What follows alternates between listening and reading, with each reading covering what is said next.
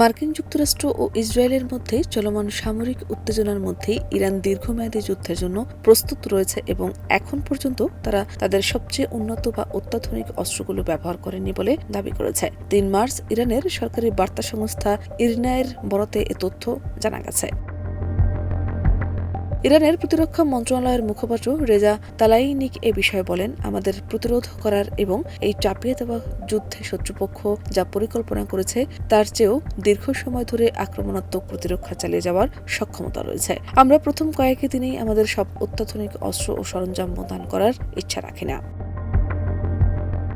২৮ ফেব্রুয়ারি থেকে ইরান, মার্কিন যুক্তরাষ্ট্র ও ইসরায়েলের মধ্যে এই বড় ধরনের সামরিক সংঘাত শুরু হয়। চলমান এই সংঘাতের চতুর্থ দিনে এসে ইরানের প্রতিরক্ষা মন্ত্রণালয়ের পক্ষ থেকে এই ঘোষণা এলো। বিশ্লেষকরা মনে করছেন, যুদ্ধের কৌশল হিসেবে ইরান এখনও তাদের সামরিক সক্ষমতার বড় একটি অংশ গোপন রেখেছে এবং চূড়ান্ত পর্যায়ের মোকাবিলার জন্য তা সংরক্ষিত রাখা হয়েছে। এই পরিস্থিতিতে সামরিক বিশ্লেষক ও বিশ্ববাজারের প্রধান প্রশ্ন হয়ে দাঁড়িয়েছে, ইরানের সামরিক সক্ষমতা আসলে কতটুকু এবং তারা কিভাবে এই শক্তিশালী প্রতিপক্ষের মোকাবিলা করছে। আল জাজিরার এক বিশেষ প্রতিবেদনে ইরানের সামরিক শক্তির মূল স্তম্ভগুলো বিশ্লেষণ করা হয়েছে।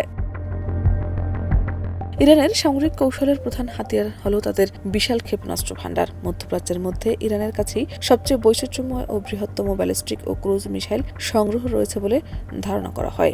এদের মধ্যে রয়েছে স্বল্প পাল্লার মিসাইল, মধ্যম পাল্লার মিসাইল, হাইপারসনিক মিসাইল। ইরান তাদের ফাত্তা সিরিজের মিসাইলগুলোকে হাইপারসনিক হিসেবে দাবি করে, যা অত্যন্ত দ্রুত গতিতে এবং রাডার ফাঁকি দিয়ে লক্ষ্যবস্তুতে আঘাত হানতে পারে। শাহনাজ পারভীন, দেশ রূপান্তর।